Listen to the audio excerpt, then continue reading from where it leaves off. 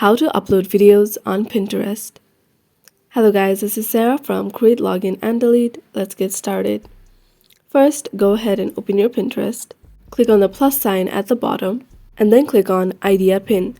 Select the video that you want to upload and then click on Next at the top right corner. You can edit your video how you want by choosing the options below.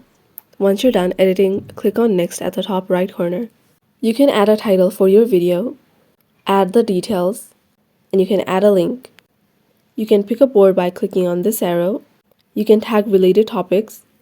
If you click on Advanced Settings, you can change your engagement settings, so you can choose whether to allow comments or not. You can describe your pin's visual details.